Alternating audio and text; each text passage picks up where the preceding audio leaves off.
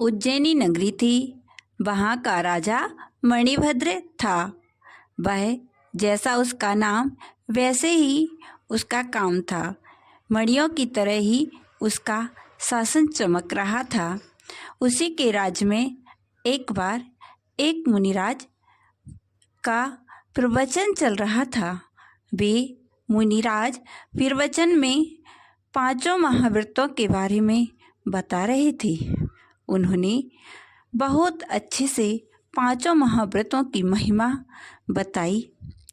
तभी वहाँ पर जिन लोगों को उन व्रतों की महिमा के बारे में समझ में आया, सभी ने उन व्रतों को थोड़ा रूप में अथवा बहुत रूप में ग्रहण किया। उन्हीं सुनने वाले लोगों में एक चोर भी था। निकट भव्य था। वह चोर बैठा बैठा सुन रहा था। उसने सोचा, सभी ने नियम लिए, परंतु मैं नियम क्या लूं? मैं अहिंसा का नियम नहीं ले सकता हूँ, क्योंकि मैं चोरी करता हूँ। मैं सत्य का नियम भी नहीं ले सकता हूँ, क्योंकि मैं चोरी करता हूँ। मैं चोरी तो करता ही हूँ, मैं परिग्रह भी जोड़ता ही हूँ। मैं कोई भी नियम नहीं ले सकता हूँ, क्या करूँ? फिर भी जब सभी लोग चले गए सभा से, तब वह मुनिराज के पास पहुँचा और मुनिराज के दर्शन किए और उसने कहा, भगवान, आपने सभी को नियम दिया, परंतु मैं नियम कैसे ले सकता हूँ? मुनिराज बोले, क्या दिक्कत है आपको? वह बोला कि देखो भगवान, मैं नियम इसलिए नहीं ले सकता हूँ कि अगर मैं नियम लेता हूँ तो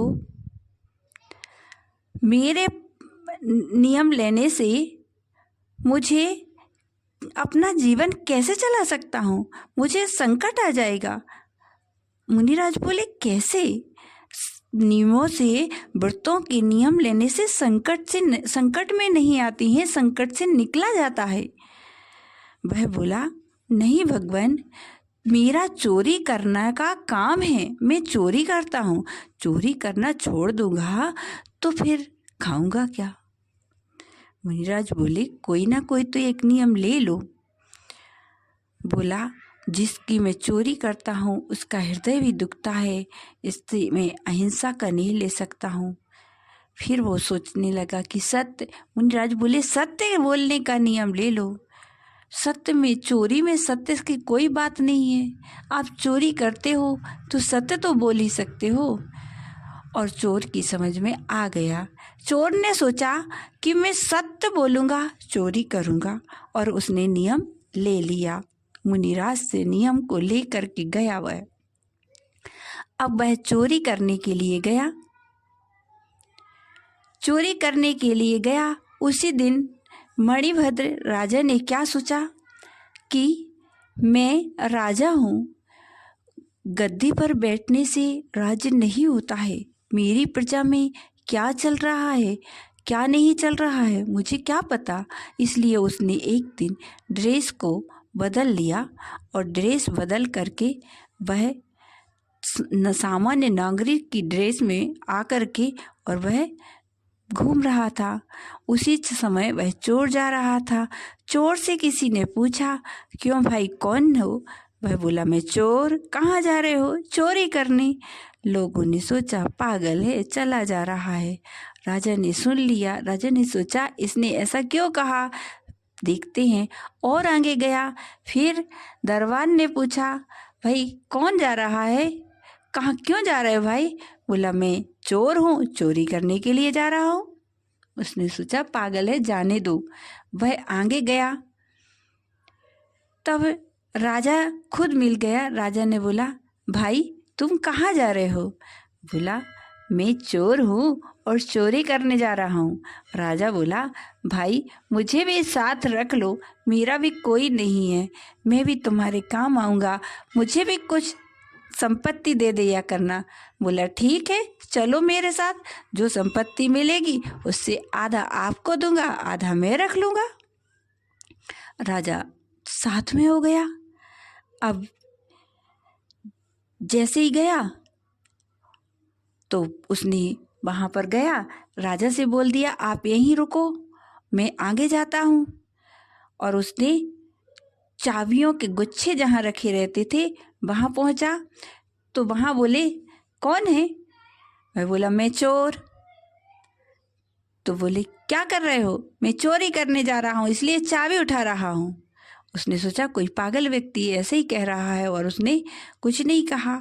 उसने चाबियों को उठाया और जाके तिजोरी से चोरी की।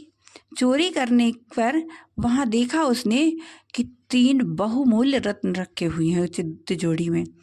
अब चोर सोचता है कि मुझे 3 रत्नों की आवश्यकता नहीं है, जितना चाहिए उतना ही तो चाहिए ना, 3 का क्या करूँगा?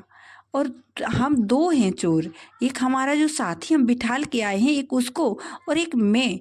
एक काम करता हूँ, 2 ही उठाता हूँ। उसने 2 रत्नों को लिया और ज्यों का त्यों तिजोरी को बंद करके चाबी वहीं छोड़ी और चला आया तो उसने राजा को दिया। राजा से कहा कि महाराज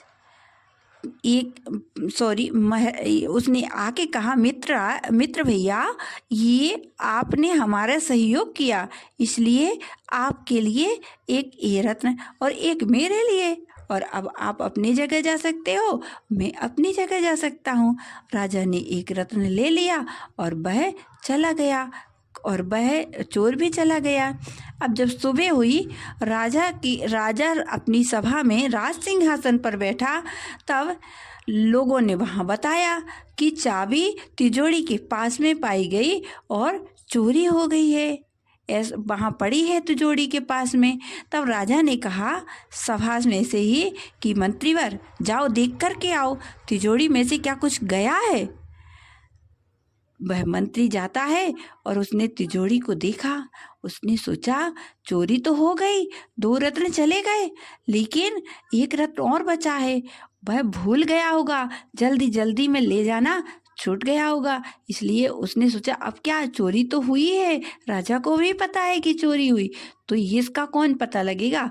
उसने एक रत्न उसने रख लिया। मंत्री ने आया, महाराज जी महाराज चोरी हो गई है। बोले क्या गया? बोले महाराज तिजोरी में जो 3 रत्न रखे थे वह चले गए हैं। राजा ने बोला अच्छा 3 रत्न चले गए? बोला जी महाराज 3 रत्न चले गए हैं। महाराज बोले ठीक है मंत्रीवर, अब चोर का पता लगाओ। मंत्री ने कहा ठीक है, लेकिन राजा को तो पता ही था। राजा ने उस व्यक्ति को बुलवा लिया और उससे कहा कि भाई तुमने चोरी की क्या? बोला हाँ महाराज। बोले कितने? बोले 2 रत्न चुराए थे। बोले क्यों, 2 क्यों चुराए थे? बोले एक मेरा साथी था उसको देने के लिए और एक मुझे अपना खर्च चलाने के लिए। मैंने पहले से मेरी बात हो गई थी उससे, इसलिए मैंने 2 चुराए थे, नहीं तो एक ही चुराता। अब राजा ने मंत्री को बुलाया और कहा मंत्रीवर अब तुम्हारा। और मंत्री पकड़ा गया कि एक रत्न मंत्री के पास है। तब राजा ने कहा कि मंत्री को देश से निकाला दिया जाता है, क्योंकि असली चोर तो यही है और हमारा जो चोर है उसके लिए हम अपना मंत्री पद देते हैं। तब मंत्री सोचता है, चोर जो मंत्री बन गया वह सोचता है कि अरे मैंने गुरुदेव की एक बात को मान लिया और एक नियम को ले लिया, उससे मुझे इतना बड़ा फायदा हुआ कि मैं रोज चोरी करता था और मुझे रोज कभी भय रहता था, चोरी का सामग्री बेचने में भी भय रहता था और खाने की भी मुझे 2 रहती थी। लेकिन एक बात को मैंने मान लिया दृढ़ता से और उसका पालन करने पर मुझे राज्य मिल गया, मंत्री पद मिल गया, महाराज के चरणों में रहने को मिल गया और स्वाभिमान की जिंदगी जीने को मिल गई। तो मैं अगर उनकी सारी बातों पर ध्यान दूं और सारी बातें मानूं तो मुझे कहाँ का राज्य नहीं मिल जाएगा। इस प्रकार वह सोचता है और इस प्रकार से ये सत्य व्रत की महिमा को वह जान जाता है। बोले महावीर भगवान की जय।